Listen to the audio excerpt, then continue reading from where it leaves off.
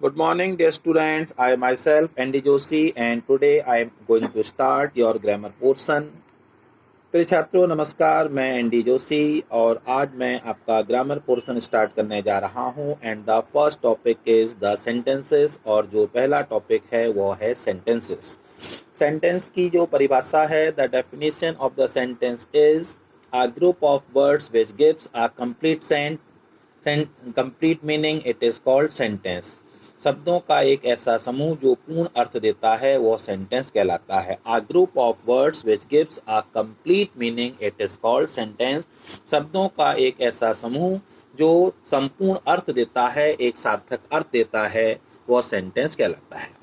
Dear student, there are 5 kinds of sentences, 5 प्रकार के वाक्य होते हैं। एंड फर्स्ट ऑफ देम, उनमें से जो पहला है वो है असर्टिव सेंटेंसेस, यानी कि assertive sentences is the first kind of sentence. Sentence का पहला काइंड असर्टिव सेंटेंस होता है। इसको बहुत ही सरल शब्दों में समझ सकते हैं। The sentence which start with the subject and start at the end it ends with full stop is called assertive sentence. जो वाक्य सब्जेक्ट से प्रारंभ होता है और फुल स्टॉप पर समाप्त होता है वह असर्टिव सेंटेंस कहलाता है। But we can divide assertive sentences in 2 kinds and they are affirmative and negative. लेकिन अफर्मेटिव सेंटेंस को हम 2 हिस्सों में बांट सकते हैं, और वे 2 हिस्से हैं, वे 2 पार्ट हैं, affirmative sentence and negative sentences. They both have the similar qualities, दोनों में समान गुण यह होता है that both start with the subject, दोनों ही सब्जेक्ट से प्रारंभ होते हैं।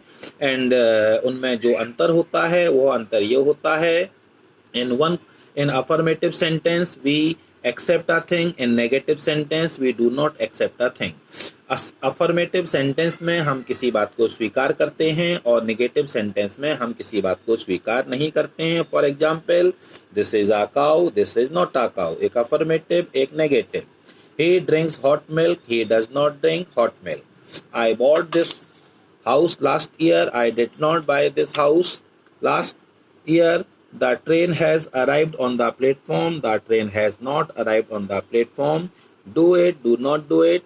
so we see कि इनमें समानता ये है कि अफर्मेटिव और नेगेटिव दोनों प्रकार के वाक्य सब्जेक्ट से प्रारंभ होते हैं, और असमानता ये है कि अफर्मेटिव सेंटेंसेस में हम किसी बात को स्वीकार करते हैं और नेगेटिव सेंटेंस में हम किसी बात को स्वीकार नहीं करते हैं। इसके लिए हम नॉट शब्द की मदद लेते हैं। सेकेंड काइंड ऑफ सेंटेंस है वो कहते हैं interrogative sentences. We all know, हम सब जानते हैं कि ऐसे वाक्य जिनमें प्रश्न पूछे जाते हैं और जिनमें जो सहायक क्रिया या क्वेश्चन वर्ड से स्टार्ट होते हैं वे कहलाते हैं इंटेरोगेटिव सेंटेंसेस। अर्थात इंटेरोगेटिव सेंटेंसेस वो होते हैं जो कि helping verbs, for example is, am, are, was, were, has, have, had, can, do, does आदि से प्रारंभ होते हैं, या question word who, when, how, what, why, which से प्रारंभ होते हैं। They are called interrogative sentences. Simple शब्दों में समझते हैं, इंटेरोगेटिव सेंटेंसेस उस प्रकार के वाक्य होते हैं जिनमें हम किसी प्रश्न को पूछते हैं, और ये जो वाक्य होते हैं ये सहायक क्रिया या फिर क्वेश्चन वर्ड से प्रारंभ होते हैं। For example, is this mango ripe? Was that beggar blind? Can you drive a car? Does he take a cup of coffee? Have you written an essay? Has he gone to his village? ये सारे sentences helping verb से start हैं। Who is your class teacher? When did the beggar come? How can he drive a car?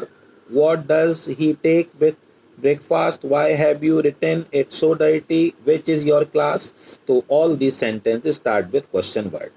So dear student, this is the way we can identify whether the sentence is affirmative, whether the sentence is interrogative or not। Now the third kind of sentences, they are called imperative sentences। उनको हम imperative sentences कहलाते हैं। ऐसे वाक्य जो क्रिया से प्रारंभ होते हैं तथा जिनमें आज्ञा, निवेदन, प्रार्थना, शिक्षा, सलाह का भाव प्रकट होता है उन्हें हम imperative sentences कहते हैं। Means the sentences will start with verb and give a sense of order, request, polite request, advice, etc. So such types of sentences are called imperative sentences. जो वाक्य क्रिया से प्रारंभ होते हैं, आज्ञा, प्रार्थना, सलाह का भाव देते हैं, ऐसे सेंटेंस जो होते हैं वे इम्पेरेटिव सेंटेंसेस कहलाते हैं। For example, please sit here for some time, always obey, your elders, come to me tomorrow, get out of my class at once, let us do our work. ये सारे sentence हम देख रहे हैं verb से start हैं। For example, sit, obey, come, get out and do.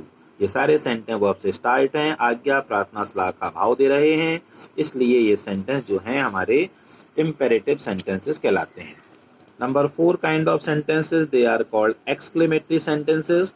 Exclamatory sentences वो होते हैं जिनमें अत्यधिक खुशी, अत्यधिक दुख और अत्यधिक आश्चर्य का भाव प्रकट होता है, और इनके ऐसे वाक्यों में एक्सक्लेमेटरी वर्ड्स का प्रयोग किया जाता है, और वो एक्सक्लेमेटरी वर्ड्स होते हैं हुर्रे यानी खुशी का भाव, अलास यानी दुख का भाव, ओ यानी आश्चर्य का भाव, वॉट और हाउ भी आश्चर्य का भाव देते हैं, और ब्रेवो जो है वो प्रशंसा का भाव देता है। तो वो वाक्य जिनमें अत्यधिक खुशी, अत्यधिक दुख, अत्यधिक आश्चर्य का भाव प्रकट होता है, और जिनमें exclamatory words hurray, alas, oh, what, how, bravo का प्रयोग होता है, ये वाक्य जो हैं एक्सक्लेमेटरी सेंटेंसेस कहलाते हैं। For example, hurray, we have won the battle, alas, you have failed, oh, you are so poor, what a misfortune it is, and how bravely you acted, bravo, we have won the match. And the last kind of sentence, it is called optative sentences, और जो आखिरी प्रकार का वाक्य है, पांचवें प्रकार का वाक्य है, इसको हम optative sentences कहलाते हैं। अर्थात हम इसमें किसी के लिए शुभकामना, किसी के लिए श्राप और किसी के लिए ईश्वर से प्रार्थना करते हैं। अर्थात जिन वाक्यों में हम लोगों के लिए शुभकामना, लोगों के लिए श्राप या ईश्वर से प्रार्थना करते हैं, ऐसे वाक्य जो हैं वे इम्पेरेटिव सेंटेंसेस कहलाते हैं। साधारणतया ऐसे सेंटेंस में से प्रारंभ होते हैं।